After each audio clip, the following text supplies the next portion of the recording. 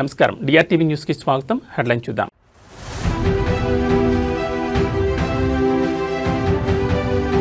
రేపు మేడారంలో తెలంగాణ కేబినెట్ భేటీ. పునర్నిర్మించిన గద్దెల ప్రారంభోత్సవం చేయనున్న సీఎం రేవంత్.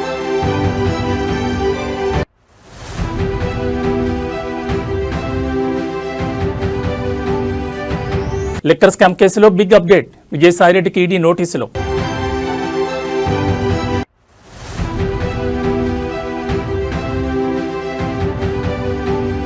సీఎం తుగ్లక్ల నిర్ణయాలు తీసుకుంటున్నారు. మాజీ మంత్రి కేటీఆర్ సెన్సేషనల్ కామెంట్స్.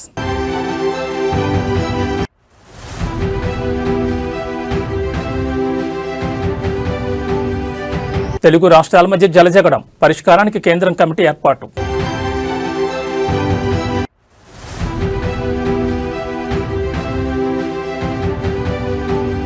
సంక్రాంతి వేళ తిరుమల కిట్కిట. సర్వదర్శనానికి 24 గంటల సమయం.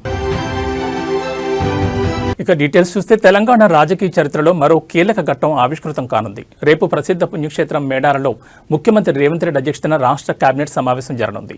త్వరలో జరగనున్న సమ్మక్క సారలమ్మ జాతర ఏర్పాట్లు, అభివృద్ధి పనుల నేపథ్యంలో ఈ పర్యటనకు అత్యంత ప్రాధాన్యత ఏర్పడింది. సాయంత్రం 4 గంటలకు ఖమ్మం పర్యటన ముగించుకుని ముఖ్యమంత్రి మేడారం చేరుకుంటారు. గద్దెల వద్ద ఏర్పాటు చేసిన ప్రత్యేక సాంస్కృతిక కార్యక్రమాల్లో రేవంత్ రెడ్డి పాల్గొంటారు. అనంతరం ములుగులోని హరిత హోటల్లో ముఖ్యమంత్రి, మంత్రుల బృందం కేబినెట్ సమావేశం నిర్వహిస్తారు. మరుసటి రోజు ఉదయం పునర్నిర్మించిన గద్దెల ప్రారంభ వేడుకల్లో ముఖ్యమంత్రి పాల్గొంటారు. ముఖ్యమంత్రితో పాటు మంత్రులు, ఉన్నతాధికారులు 2 రోజుల పాటు మేడారంలోనే బస చేరున్నారు. సుమారు 300 మంది అధికారుల కోసం వసతి ఏర్పాట్లు చేస్తున్నారు. ములుగు, గోవిందరావుపేట, పస్రా, లక్కవరం మరియు రామప్ప ప్రాంతాల్లోని ప్రభుత్వ వసతి గృహాలతో పాటు ప్రైవేట్ హోటళ్లను అధికారులు ఇప్పటికే బుక్ చేశారు. ముఖ్యమంత్రి పూర్తి మంత్రివర్గం 2 రోజులు ఇక్కడే ఉండడంతో పోలీస్ శాఖ అప్రమత్తమైంది. ఎటువంటి అవాంఛనీయ సంఘటనలు జరగకుండా 1500 మంది పోలీసులతో భారీ భద్రతా వలయాన్ని ఏర్పాటు చేస్తున్నారు. ములుగు జిల్లా యంత్రాంగం ఈ పర్యటనను అత్యంత ప్రతిష్టాత్మకంగా తీసుకుని ఏర్పాట్లను పర్యవేక్షిస్తోంది.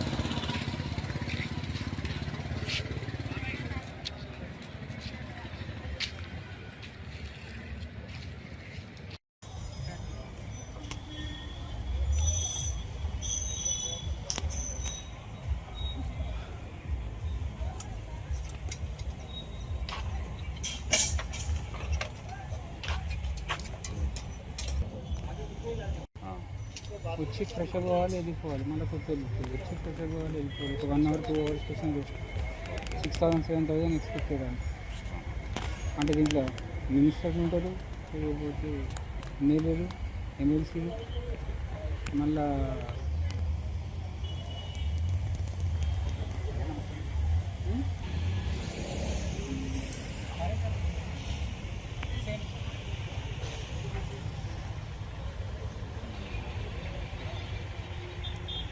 ఆంధ్రప్రదేశ్లో వైకాపా ప్రభుత్వ హయాంలో చోటు చేసుకున్న లిక్కర్ స్కామ్ కేసులో కీలక పరిణామం చోటు చేసుకుంది. ఈ కేసులో వైసీపీ మాజీ రాజ్యసభ సభ్యుడు విజయసాయిరెడ్డికి ఎన్ఫోర్స్మెంట్ డైరెక్టరేట్ నోటీసులు జారీ చేసింది.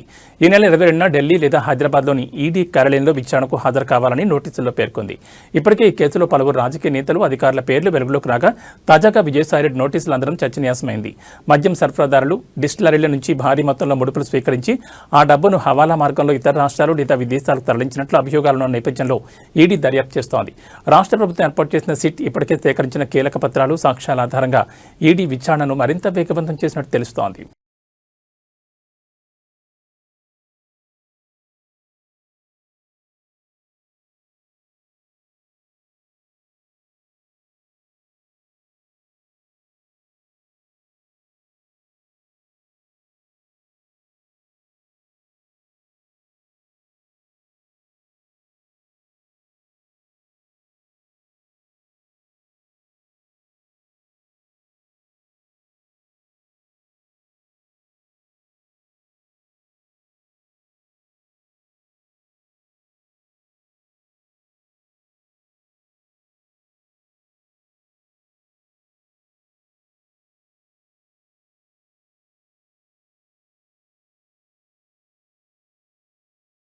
సీఎం రేవంత్ రెడ్డి అనాలోచితంగా తుగ్లక్కల నిర్ణయాలు తీసుకుంటున్నారని బీఆర్ఎస్ వర్కింగ్ ప్రెసిడెంట్ మాజీ మంత్రి కేటీఆర్ సంచలన వ్యాఖ్యలు చేశారు. ఇవాళ ఆయన సికింద్రాబాద్ కార్పొరేషన్ సాధన కోసం చేపట్టిన శాంతి ర్యాలీలో పాల్గొన్నారు. ఈ సందర్భంగా ఆయన తెలంగాణ భవన్ వద్ద మీడియాతో మాట్లాడుతూ నాటి బీఆర్ఎస్ ప్రభుత్వం వాహనాల నెంబర్ ప్లేట్లపై టీఎస్గా నామకరణం చేస్తే అధికారంలోకి వచ్చిన కాంగ్రెస్ టీజీగా మార్చిందన్నారు.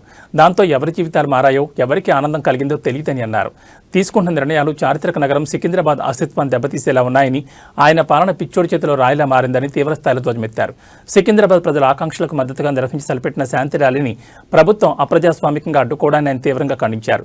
చారిత్రక జంట నగరాలైన హైదరాబాద్, సికింద్రాబాద్ ప్రపంచవ్యాప్తంగా గుర్తింపు పొందాయని, కానీ ప్రస్తుతం ప్రభుత్వం తీసుకుంటున్న నిర్ణయాల వల్ల సికింద్రాబాద్ తన ఉనికిని కోల్పోయే ప్రమాదం ఉందని కేటీఆర్ ఆందోళన వ్యక్తం చేశారు. ఇంకొక మాట కూడా ముఖ్యమంత్రి గారికి నేను చెప్పేది, మీరు మీ కాంగ్రెస్ పార్టీ శాశ్వతంగా మరి ద్రోహులుగా చరిత్రలో మిగిలిపోతారు.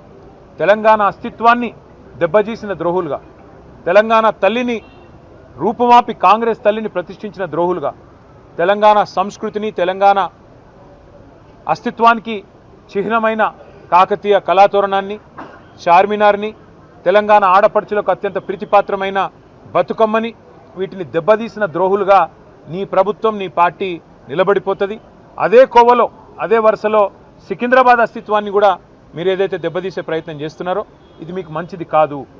ఒకటి మాత్రం పక్కా, ఇవాళ మీరు ఈ ర్యాలీని ఏదో భగ్నం చేసి మా వాళ్ళని కొంతమందిని అరెస్ట్ చేసి మీరేదో సాధించినాము అని చెప్పి మీరు పైశాచికానందం పొందొచ్చు, కానీ ఇది తాత్కాలికం మాత్రమే. తప్పకుండా శ్రీనివాస్ యాదవ్ గారు చెప్పినట్టు కోర్టుకి పోతాం. ప్రజాక్షేత్రంలో ప్రజల తరపున న్యాయబద్ధంగా నిరసన చెప్పే హక్కు మనకు రాజ్యాంగం ప్రసాదించిన హక్కు, డాక్టర్ బాబాసాహెబ్ అంబేద్కర్ మనకిచ్చిన హక్కు. అట్లాంటి హక్కును ఈ జనవరి మాసంలో, జనవరి 26 కేసీఆర్ గారి నాయకత్వంలో అధికార వికేంద్రీకరణ జరగాలి అని చెప్పి, ప్రజల దగ్గరికి పాలన పోవాలి. ప్రజాపాలన అంటే నిజమైన నిర్వచనం ప్రజల దగ్గరికి ఎంత సన్నిహితంగా పాలన ఉంటే అంత మంచిదని చెప్పి 10 జిల్లాల తెలంగాణని 33 జిల్లాలు చేసుకున్నాం. కొత్త రెవెన్యూ డివిజన్లు ఏర్పాటు చేసుకున్నాం.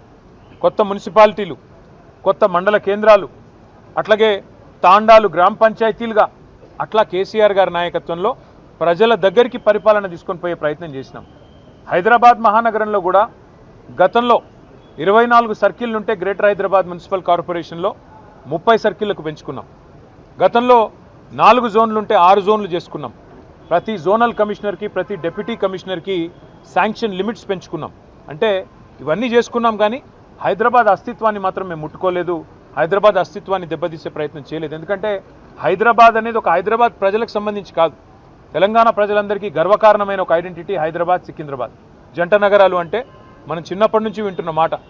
అట్లాంటిది ఇవాళ ఈ తుగ్లక్ ముఖ్యమంత్రి ఆయన తీసుకున్న ఒక నిర్ణయం వల్ల సికింద్రాబాద్కు ఒక ఐడెంటిటీ అనేది లేకుండా, ఒక అస్తిత్వం అనేది లేకుండా సికింద్రాబాద్ని శాశ్వతంగా చరిత్ర పుటలకి మరి పరిమితం చేసే విధంగా ఈ ముఖ్యమంత్రి, ఈ ప్రభుత్వం తీసుకున్న ఒక నిర్ణయాన్ని వ్యతిరేకిస్తూ, ఒక రాజకీయ పార్టీ కాదు, సికింద్రాబాద్లోని అన్ని వర్గాల ప్రజలు ఒకటై, దానిలో అక్కడ ఉన్న ప్రజాప్రతినిధులంతా మా వాళ్ళు. సికింద్రాబాద్ ఎమ్మెల్యేగా పద్మారావు గారు ఉన్నారు, సనత్ నగర్కి శ్రీనివాస్ యాదవ్ గారు ఉన్నారు, అట్లాగే మరి మా నాయకులందరూ ఎమ్మెల్యేలు, ఎమ్మెల్సీలు ఉన్నారు. వారందరినీ కూడా వారు ఆహ్వానించారు. సికింద్రాబాద్కు సంబంధించిన పుర ప్రముఖులు, సికింద్రాబాద్కు సంబంధించిన మరి సికింద్రాబాద్ ప్రేమికులు వారు ఆహ్వానించి సికింద్రాబాద్ అస్తిత్వాన్ని మరి ఇక్కడ పుట్టిన బిడ్డలుగా మరి మీరు కదా కాపాడాలి, ఈ ప్రభుత్వం తుగ్లక్ పనులు చేస్తుంటే మీరేం చెయ్యరా అని వారు మీటింగులు పెట్టి పిలిస్తే మేము మా పార్టీగా పోయి చెప్పినాము. ఏం చెప్పాము? ఈ జంట నగరాలు జోడెద్దులు, ఈ జంట నగరాలకు స్పెషల్ ఐడెంటిటీ ఉన్నది. లష్కర్ అంటారు, పట్నం అంటారు. ఇట్లాంటి అస్తిత్వాన్ని దెబ్బతీయకండి, అనవసరంగా తుగ్లక్ పనులు చేయకండి. మీకు అధికారం ఇచ్చింది 6 గ్యారంటీలు అమలు చేయమని. సికింద్రాబాద్ మున్సిపల్ కార్పొరేషన్ సాధన కోసం బీఆర్ఎస్ ర్యాలీకి పిలుపునిచ్చిన విషయం తెలిసిందే. అయితే ర్యాలీకి పర్మిషన్ లేదంటూ పలువురు నిరసనకారులను పోలీసులు అడ్డుకుని అరెస్ట్ చేశారు. ఈ క్రమంలోని బీఆర్ఎస్ నేత, మాజీ మంత్రి, ఎమ్మెల్యే తలసాని శ్రీనివాస్ యాదవ్ స్పందించారు. హైదరాబాద్లోని తెలంగాణ భవన్ వద్ద తలసాని మీడియాతో మాట్లాడుతూ సికింద్రాబాద్ అస్తిత్వం కోసం ర్యాలీ చేయడానికి మాకు హక్కు లేదని ప్రశ్నించారు. ర్యాలీ చేస్తామని 5 రోజుల కిందట మేము అనుమతి కోరితే రాత్రి 10:40 పోలీసులు రిజెక్ట్ చేశారని తెలిపారు. ముందే ర్యాలీకి అనుమతి లేదని తెలిపితే మేము కోర్టుకు వెళ్లి అనుమతి తెచ్చుకునే వాళ్ళం కదా అని వెల్లడించారు. అనుమతి లేని సెక్రటరియట్ ముందు రేవంత్ రెడ్డి ర్యాలీ చేయొచ్చు, రేవంత్ రెడ్డి ర్యాలీకి వెళ్లే ప్రాంతంలో ఎవరైనా అడ్డుకుంటే వారిని అరెస్ట్ చేస్తారని ఫైర్ అయ్యారు. మేము ర్యాలీకి పిలుపునిస్తే కర్ఫ్యూ మాదిరి వేలాది మంది పోలీసులను పెట్టి అందరినీ అరెస్టులు చేస్తున్నారని ఎమ్మెల్యే తలసాని మండిపడ్డారు. పోలీసులు అనుమతి ఇవ్వకపోతే కోర్టు ద్వారా అనుమతి తెచ్చుకుని ర్యాలీ నిర్వహిస్తామని స్పష్టం చేశారు. మీరు రాత్రి 10:40 మీరు రిజెక్షన్ అని చెప్పి మేము అప్లై చేసింది 5 రోజుల కింద. ఒకవేళ మీరు నిన్ననో మొన్ననో రిజెక్షన్ చేస్తే మేము కోర్టు ద్వారా పర్మిషన్ తీసుకుంటుంటే, ఈరోజు ముఖ్యమంత్రి గారు ఎక్కడన్నా పోతేనేమో అందరిని అరెస్ట్ చేస్తున్నారు ప్రతిపక్ష పార్టీలని. వాళ్ళేమో ఇష్టానుసారం ర్యాలీలు చేసుకోవచ్చు. సెక్రటరేట్ రిస్ట్రిక్టెడ్ ఏరియా, సెక్రటరేట్ ముంగట కూడా ముఖ్యమంత్రి గారు పాదయాత్రలు చేసుకోవచ్చు. కానీ ప్రజాస్వామ్యం లోపల మాకు హక్కు లేనట్టు, మా అస్తిత్వం, మా సికింద్రాబాద్ ప్రజలు 220 సంవత్సరాల చరిత్ర ఉన్నటువంటి మా ప్రాంతాన్ని, మా ప్రాంతం పేరు లేకుండా మా అస్తిత్వం మీద దెబ్బ కొట్టినప్పుడు ప్రజాస్వామ్యబద్ధంగా మేము నిరసన చెప్పేటువంటి కార్యక్రమాన్ని ఈరోజు ఏర్పాటు చేసుకున్నాం. మీరు చూస్తే ఒక కర్ఫ్యూని తలపించే విధంగా కొన్ని వేలాది మంది పోలీసులు పెట్టి ఎక్కడదక్కడ అరెస్టుల పర్వం కొనసాగించడం అనేది దుర్మార్గమైనటువంటి చర్య. దీన్ని తీవ్రంగా ఖండించడమే కాదు, సికింద్రాబాద్ చారిత్రక వారసత్వాన్ని కాపాడాలని ఈ ప్రాంతాన్ని ప్రత్యేక మున్సిపల్ కార్పొరేషన్గా ప్రకటించాలని డిమాండ్ చేస్తూ భారత రాష్ట్ర సమితి తలపెట్టిన శాంతి ర్యాలీ ఉద్రిక్తతకు దారితీసింది. పోలీసులు ఈ ర్యాలీకి అనుమతి నిరాకరించడంతో పాటు పార్టీ శ్రేణులను ఎక్కడికక్కడ అడ్డుకుని అరెస్టులు చేయడంతో సికింద్రాబాద్ పరిసర ప్రాంతాల్లో ఉద్రిక్త వాతావరణం నెలకొంది. సికింద్రాబాద్ అస్తిత్వం, ఆత్మగౌరవ నినాదంతో బీఆర్ఎస్ నేడు భారీ నిరసన కార్యక్రమానికి పిలుపునిచ్చింది. ఉదయం 10 గంటలకు సికింద్రాబాద్ రైల్వే స్టేషన్ నుంచి ప్రారంభమైన clock tower, Patny, Paradise circle మీదుగా ఎంజీ రోడ్లోని గాంధీ విగ్రహం వరకు ఈ ర్యాలీ కొనసాగాల్సి ఉంది. అయితే శాంతి భద్రతల దృష్ట్యా పోలీసులు ఈ ప్రదర్శనకు అనుమతి ఇవ్వనున్నట్టు తెలుస్తోంది. రైల్వే స్టేషన్, ప్యాట్నీ సెంటర్ల వద్ద ఇవాళ తెల్లవారుజాము నుంచి భారీగా పోలీసు బలగాలు మోహరించాయి. ర్యాలీలో పాల్గొనేందుకు నల్ల బ్యాడ్జీలతో తరలివచ్చిన బీఆర్ఎస్ కార్యకర్తలను, నాయకులను పోలీసులు బలవంతంగా అదుపులోకి తీసుకున్నారు. రైల్వే స్టేషన్ సమీపంలోని ఆల్ఫా హోటల్లోకి వెళ్లిన పోలీసులు అక్కడున్న పార్టీ శ్రేణులను పోలీసు వ్యాన్లలో తరలించారు. ఈ క్రమంలో పోలీసులకు, బీఆర్ఎస్ కార్యకర్తలకు మధ్య తీవ్ర వాగ్వాదం చోటు చేసుకుంది. ప్రజాస్వామ్యబద్ధంగా నిరసన తెలిపే హక్కును ప్రభుత్వం కాలరాస్తోందని బీఆర్ఎస్ నేతలు ఆగ్రహం వ్యక్తం చేశారు. ర్యాలీ నేపథ్యంలో పోలీసులు సికింద్రాబాద్ వైపు వచ్చే ప్రతి వాహనాన్ని క్షుణ్ణంగా తనిఖీ చేస్తున్నారు. అనుమానితులను విచారించి పంపుతున్నారు. అరెస్ట్ అయిన వారిని నగరంలోని వివిధ పోలీస్ స్టేషన్లకు తరలించినట్లు సమాచారం.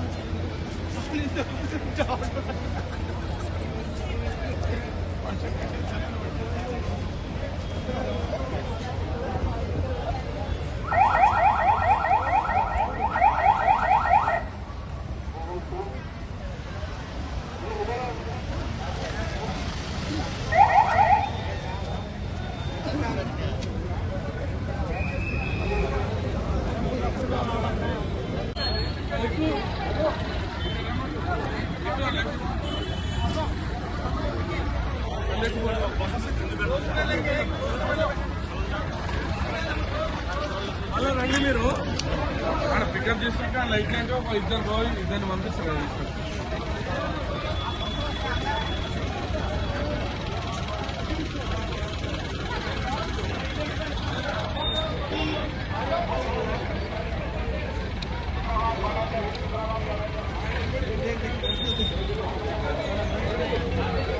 సంక్రాంతి పండుగ ముగిసిన నేపథ్యంలో ఆంధ్రప్రదేశ్ నుంచి హైదరాబాద్ తిరిగి వస్తున్న ప్రయాణికులకు పోలీసులు కీలక సూచనలు చేశారు. 65 జాతీయ రహదారి NH-65పై విస్తరణ పనులు, ఫ్లైఓవర్ల నిర్మాణాలు కొనసాగుతున్న నేపథ్యంలో ట్రాఫిక్ రద్దీ నివారించేందుకు నల్గొండ జిల్లా పోలీసులు పలుచోట్ల వాహనాల దారి మళ్లింపు చేపట్టారు.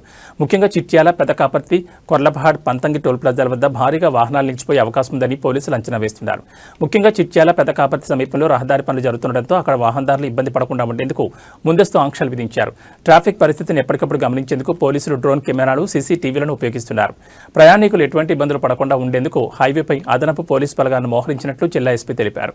వాహనదారులు పోలీసుల సూచనలు పాటించి సహకరించాలని విజ్ఞప్తి చేశారు.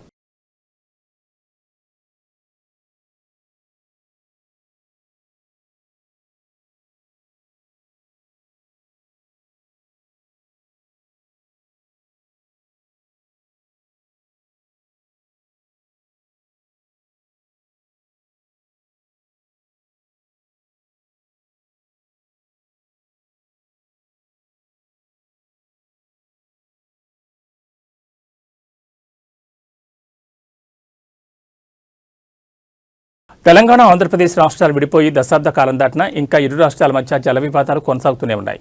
తెలంగాణ ప్రత్యేక రాష్ట్ర ఏర్పాటు నుంచి ఇంతవరకు పూర్తి స్థాయిలో నీటి కేటాయింపులు జరగకపోవడంతో వివాదాలు రోజురోజుకు ఎక్కువవుతున్నాయి. మరోవైపు ఏపీ ప్రభుత్వం అక్రమంగా ప్రాజెక్టుల నిర్మాణం చేపడుతోందని, తెలంగాణనే అక్రమంగా ప్రాజెక్టులు నిర్మించిందని ఏపీ పరస్పరం ఆరోపణలు చేసుకుంటూనే ఉన్నాయి. అయితే ఈ నీటి వివాదాలపై ఇరు రాష్ట్రాల సీఎంలు, మంత్రులు, అధికారులు స్థాయిలో కేంద్రంతో ఎప్పటికప్పుడు ఫిర్యాదులు చేస్తూ వస్తున్నారు.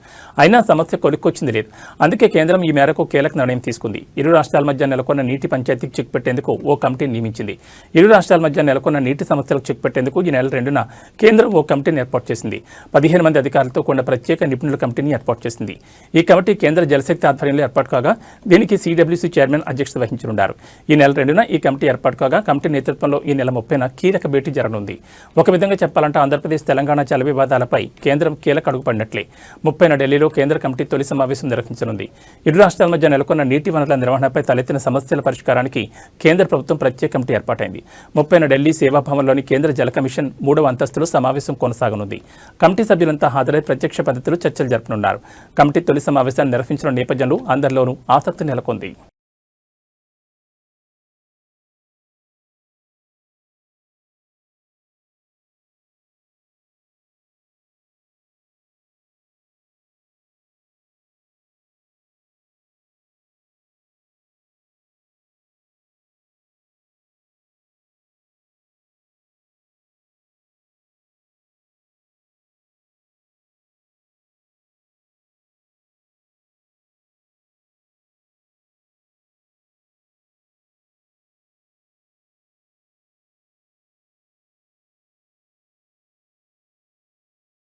సంక్రాంతి పండుగ ముగియడంతో ఏపీలో తిరుగు ప్రయాణాల సందడి మొదలైంది. ఊళ్లకు వెళ్లిన వారంతా తిరిగి హైదరాబాద్ బాట పట్టడంతో ఏపీలో ప్రధాన నగరాలు, పట్టణాల్లో రద్దీ విపరీతంగా పెరిగింది.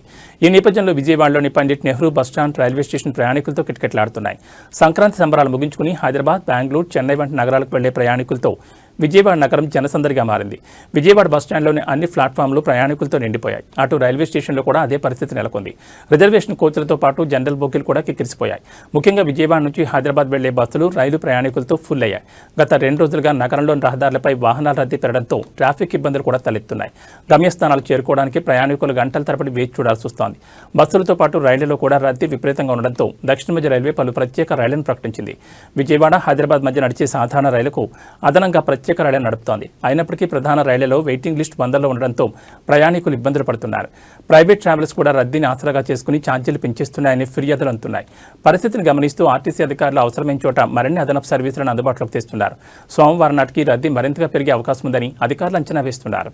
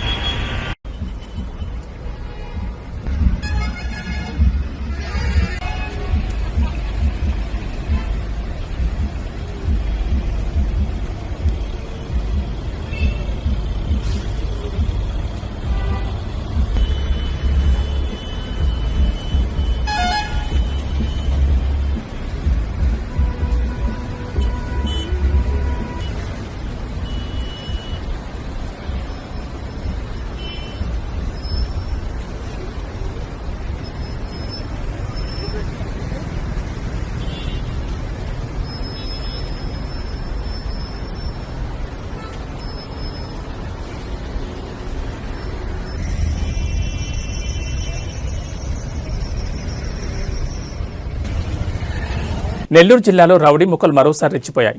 దగదత్తి మండల కేంద్రంలో కత్తులతో వీరంగం సృష్టించిన రౌడీ గ్యాంగ్ ఒక మెడికల్ షాపును ధ్వంసం చేసి ప్రజలను భయభ్రాంతులకు గురిచేస్తున్నాయి. జిల్లాలో మళ్లీ కత్తుల కల్చర్ మొదలవడం స్థానికంగా కలకలం రేపుతోంది. మద్యం మత్తులో ఉన్న కొందరు యువకులు దగదత్తిలోని ఒక మెడికల్ షాప్ వద్దకు చేరుకున్నారు. షాప్ యజమాని బెదిరిస్తూ మేము డబ్బులు ఇవ్వం, మాకు కావాల్సిన మందులు వెంటనే ఇవ్వాలి అంటూ అడ్డగోలుగా డిమాండ్ చేశారు. ఆ సమయంలో షాపులో ఉన్న మహిళా సిబ్బంది వారు అడిగిన మందులు తమ వద్ద లేవని చెప్పడంతో రౌడీ గ్యాంగ్ ఒక్కసారిగా రెచ్చిపోయింది. మందులు లేవు అన్న మాట వినగానే ఆగ్రహంతో ఊగిపోయిన దుండగులు షాపులోని సామగ్రిని చిందరవందర చేశారు. కత్తులు చూపిస్తూ అక్కడ ఉన్న మహిళను భయపెట్టి పెట్టి షాప్ ఫర్నిచర్ మరియు మందుల అద్దాలను పగలగొట్టారు. పట్టపగలి నిత్యం జనాలతో రద్దీగా ఉండే ప్రాంతంలో ఇలా కత్తులతో దాడికి దిగడం చూసి స్థానికులు ప్రాణభయంతో పరుగులు తీశారు. ఈ ఘటనపై సమాచారం అందుకున్న బాధితులు పోలీసులకు ఫిర్యాదు చేసేందుకు సిద్ధమయ్యారు. జిల్లాలో ఇలాంటి అరాచక శక్తులు పెరుగుతుండడం పట్ల ప్రజలు ఆందోళన వ్యక్తం చేస్తున్నారు. పోలీసులు తక్షణమే స్పందించి నిందితులను కఠినంగా శిక్షించాలని, ఇలాంటి రౌడీజానికి అడ్డకట్ట వేయాలని పట్టణ ప్రజలు డిమాండ్ చేస్తున్నారు.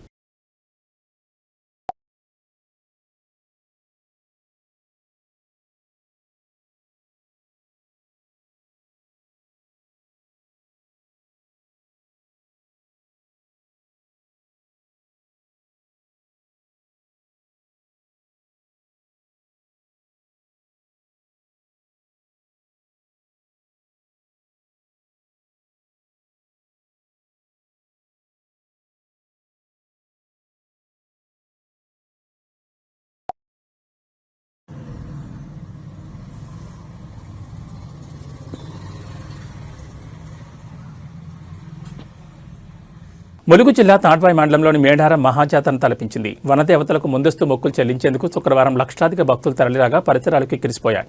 సంక్రాంతి సెలవులు ముగుస్తుండటంతో అమ్మవార్ల దర్శనానికి భారీగా భక్తులు తరలివచ్చారు.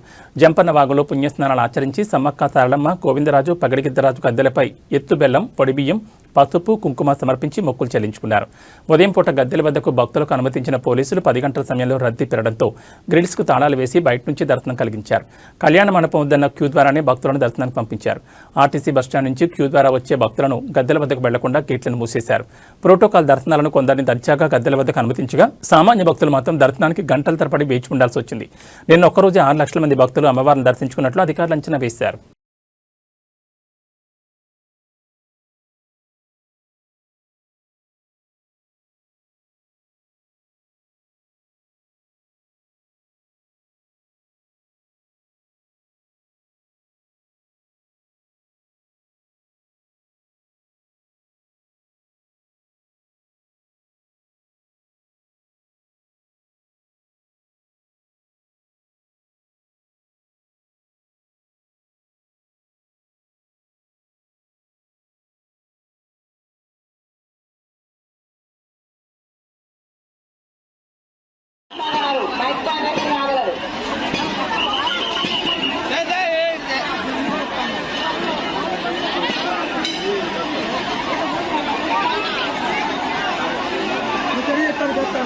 టీమిండియా మాజీ captain star batter Virat Kohli కీలక మ్యాచ్కు ముందు దైవ దర్శనం చేసుకున్నాడు. మధ్యప్రదేశ్లోని ఉజ్జయినిలో ఉన్న ప్రఖ్యాత మహాకాళేశ్వర ఆలయాన్ని శనివారం ఉదయం సందర్శించారు. అతని వెంట సహచర ఆటగాడు స్పిన్నర్ కుల్దీప్ యాదవ్ కూడా ఉన్నారు. ఇద్దరూ కలిసి తెల్లవారుజామున జరిగే పవిత్ర భస్మహారతిలో పాల్గొని మహాకాళేశ్వరుడికి ప్రత్యేక పూజలు నిర్వహించారు. న్యూజిలాండ్తో జరుగుతున్న 3 వన్డేల సిరీస్ ప్రస్తుతం 1-1తో సమంగా ఉంది. ఇండోర్ వేదికగా జనవరి 18న జరగనున్న 3వ వన్డే సిరీస్ విజేతను నిర్ణయించనుంది. ఈ నిర్ణయాత్మక మ్యాచ్కు ఒక రోజు ముందు దేవుడు ఆశీస్సులు తీసుకునేందుకు కోహ్లీ, కుల్దీప్ ఈ ఆలయానికి వచ్చారు. ఇటీవల అద్భుతమైన ఫామ్లో ఉన్న విరాట్ కోహ్లీ ఐసీసీ వన్డే ర్యాంకింగ్స్లో తిరిగి నెంబర్ 1 స్థానాన్ని దక్కించుకునే విషయం తెలిసిందే. भारतीय टीम के सफल बोला बल्लेबाज विराट कोहली और स्पिन के जादूगर कुलदीप यादव भी यहाँ बाबा महाकाल की शरण में पहुंचे। विधि विधान के साथ उन्होंने बाबा महाकाल का पूजन अभिषेक कर आशीर्वाद लिया। जय श्री माता, जय श्री माता, जय श्री माता, जय श्री माता, जय श्री माता, जय श्री माता। తిరుమలలో భక్తుల రద్దీ కొనసాగుతోంది. సంక్రాంతి పండుగను పురస్కరించుకుని శ్రీవారి దర్శనానికి భక్తులు పెద్ద సంఖ్యలో తరలివస్తున్నారు. ఆలయ మాడవీధులు భక్తుల గోవింద నామస్మరణతో మారుమోగుతున్నాయి. ప్రస్తుతం వైకుంఠ క్యూ కాంప్లెక్స్లోని అన్ని కంపార్ట్మెంట్లు పూర్తిగా నిండిపోగా శిలాతోరణం వరకు వెలుపల క్యూ లైన్లలో భక్తులు వేచి ఉన్నారు. నిన్న ఒక్కరోజే మొత్తం 78,733 మంది భక్తులు శ్రీవారి దర్శనం చేసుకున్నారు. అదే రోజు 31,146 మంది భక్తులు తలనీలాలు సమర్పించారు. హుండీ ద్వారా వచ్చిన కానుకలు 3.41 కోట్లకు చేరుకున్నట్లు అధికారుల సమాచారం. ప్రస్తుతం ఎస్ఎస్డీ టోకెన్ లేని భక్తులకు సర్వదర్శనానికి సుమారు 20 నుంచి 24 గంటల సమయం పడుతోందని టీటీడీ అధికారులు తెలిపారు. భక్తుల రద్దీని దృష్టిలో ఉంచుకుని అదనపు ఏర్పాట్లు చేస్తున్నట్లు అధికారులు వెల్లడించారు. భక్తులు సహనం పాటించి టీటీడీ సూచనలను పాటించాలని విజ్ఞప్తి చేశారు.